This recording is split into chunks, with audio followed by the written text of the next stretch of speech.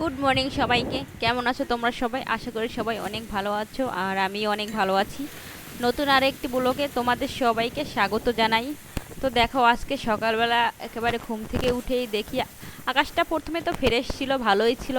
তারপর দেখো হঠাৎ করে এত পরিমাণে মেঘ হয়েছে আর চারদিকে একবারে অন্ধকারে ছেয়ে গেছে।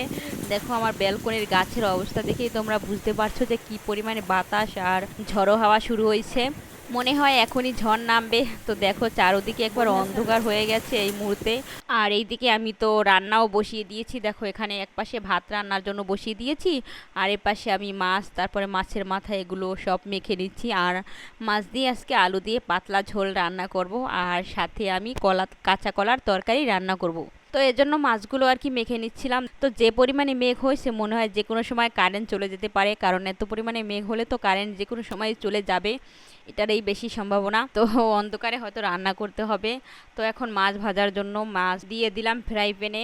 আজকে মাছের পাতলা পাতলা ঝোলেই রান্না করব। সব দিন তো আর একরকমভাবে খেতে ভালো লাগে না, সেই জন্য আজকে একটু অন্যরকমভাবে মাছের ঝোল রান্না করব। সাথে একটু আলু দেবো গোল গোল করে কেটে, আর তার সাথে কাঁচা কলার তরকারি রান্না করব।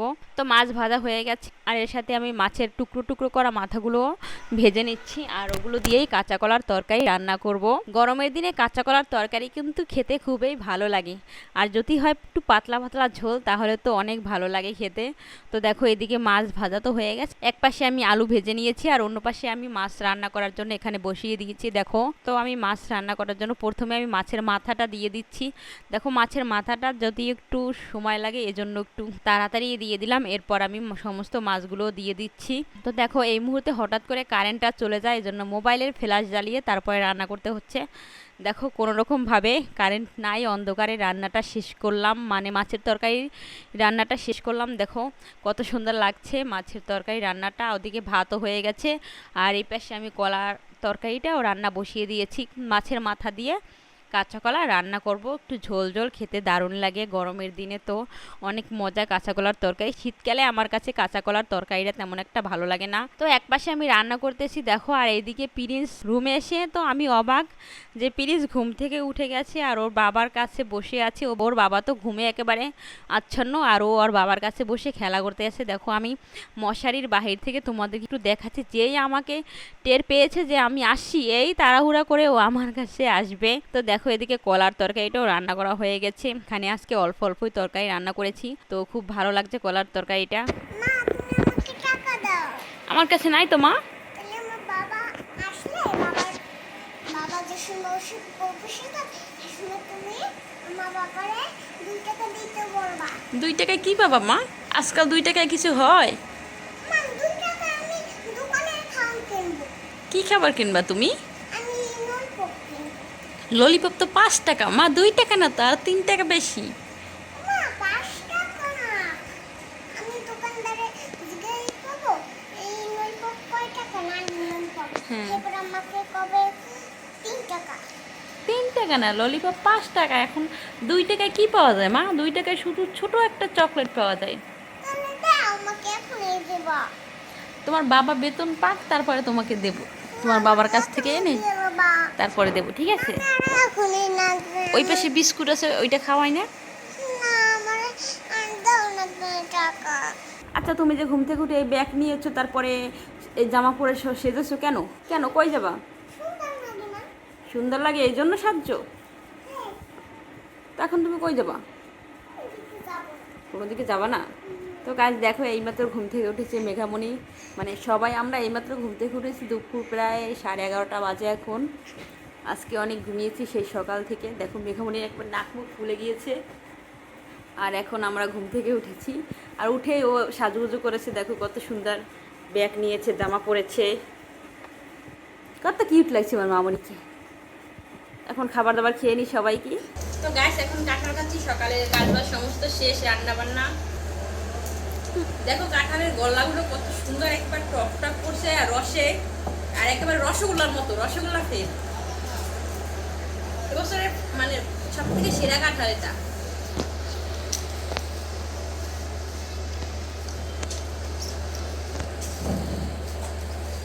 মামা দারুণ খাওনি? মিষ্টি। খালি পেটে সবসময় কাঁঠাল খেতে হয়, তাহলে অনেক উপকার আছে নাকি শুনেছি। তো গাইস, তোমাদের সাথে আজকে একটা কথা শেয়ার করব, আর সেটা হলো মানে তোমাদের কাছে বলবো না তো কাদের কাছে বলবো। দেখো, আমার বাবা সেই 1-1.5 বছর থেকে অনেক অসুস্থ, মানে পিরিয়ডস হওয়ার সেই আগে থেকেই অনেক অসুস্থ। এখন পর্যন্ত পিরিয়ডসের বয়স 9 মাস চলছে, এখন পর্যন্ত বাবা আসতে পারেনি। সবাই আমার বাবার জন্য একটু দোয়া করবে, আশীর্বাদ করবে, আর তার সুস্থতা কামনা করবে যেন খুব তাড়াতাড়ি সুস্থ হয়ে যায়। বাবা এই কোরবানির বন্ধে আমাদের কাছে মানে ঢাকায় আসতে চেয়েছিল, কিন্তু শারীরিক অসুস্থতার কারণে হয়তো আসতে পারবে না। তো বাবার জন্য অনেক মন টানছে। তো এখন এই গরমের মধ্যে দুটা বাচ্চা নিয়ে আমি দেশে যেতেও পারবো না, কি করব। আর এই দেখো আমার মামুনি কি করছে, একা একা সেজেছে কত সুন্দর। আমি সাজলে, আমি একটু লিপস্টিক করলে ও লিপস্টিক করবে, আমি যদি কপালে টিপ করি ও আমার টিপ করবে। কি করবে মানে সারাক্ষণ আমি যা করবো ও সবসময় তাই করবে। তোমাদেরকে যেটা বলছিলাম, মানে আমার বাবা এখন প্রিন্সের জন্য একেবারে পাগল হয়ে গেছে, প্রিন্সকে দেখার জন্য, কিন্তু শারীরিক অসুস্থতার কারণে আসতে পারতেছে না। তো জানি না ঈশ্বর কবে বাবাকে আনে তাড়াতাড়ি সুস্থ করে দিক, ঈশ্বর বাবাকে আমরা এটাই চাই। তো তোমরা একটু আমার বাবার জন্য দোয়া করবে, সবাই একটু আশীর্বাদ করবে যেন খুব তাড়াতাড়ি সুস্থ হয়ে যায়। মানে বাবার নানান সমস্যা আছে আর কি, কিডনিতে একটু সমস্যা আছে, আর লিভার মানে কি যেন সমস্যা আছে সঠিক আমি জানি না। তো দেখো, সেই প্রিন্স গর্বে ছিল তখন আমি দেশে গিয়েছিলাম, বাবা অনেকটা অসুস্থ ছিল ওই সময়, এজন্য দেশে গিয়েছিলাম, তারপর আর যেতে পারিনি। আর প্রিন্স যখন জন্ম নেয় তখন বাবা আসতে পারেনি। তো এজন্য বাবার অনেক মন খারাপ। প্রতিদিন তো ভিডিও কলে কথা হয়, কিন্তু ভিডিও কলে কথা বলে কি আর মন ভরে বলো, ভরে না তো। এজন্য বাবার জন্য অনেক মন খারাপ করতেছে, আর মন চাইছে যে বাবাকে এখন দেখে আসি গিয়ে, কিন্তু কি করব এখন, এত গরম, আর দুটো বাচ্চা নিয়ে কিভাবে যাব, আর আমাকে যে কেউ মানে দিয়ে আসবে তারও কোনো সুযোগ নেই এই মুহূর্তে। অনেক চাপ সবার কাজের, অফিসের, যেহেতু সামনে আর কয়েকদিন আছে ঈদের ছুটির জন্য, এজন্য কেউ ছুটি পাবে না। আর এত পরিমাণে গরম গাছ, অতিরিক্ত গরমের কারণে তো গাড়িতে বাচ্চাদের নিয়ে যাওয়াই যাবে না, আর ঈদে তো প্রচুর পরিমাণে জ্যাম, এই জন্য আর কোথাও বের হব না। তো দেখি বাবা যদি সুস্থ হয় তাহলে ঈদের বন্ধে মানে আর কিছুদিন যাক, তারপর আসতে বলবো, এছাড়া আর কিছু করার নেই।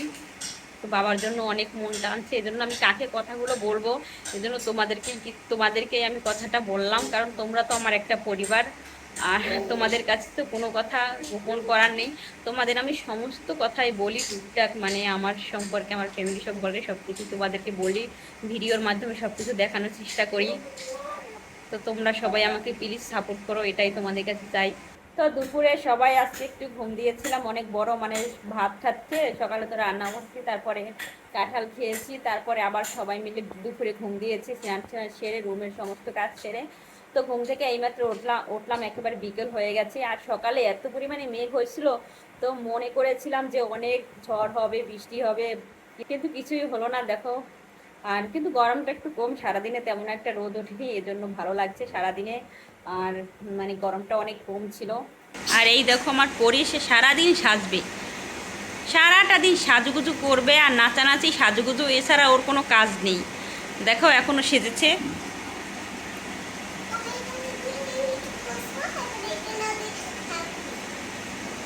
লিপস্টিক তো পরা হয় না, এরকম পরছো কেন তুমি? আয়নায় দেখো নাই?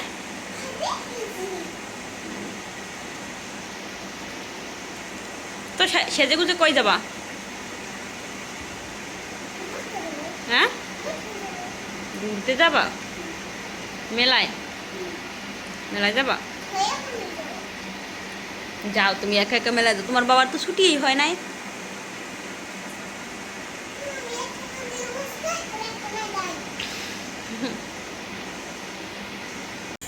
তো আজকে আর তেমন কিছুই বলবো না, আর কিছুদিন যাবৎ শরীরটা একটু খারাপ, মানে অসুস্থ লাগতেছে। তো কি বলবো, আজকের মতো এই পর্যন্তই। সবাই ভালো থাকো, সুস্থ থাকো, দেখা হবে পরবর্তী নতুন কোনো ভিডিওতে। ধন্যবাদ সবাইকে।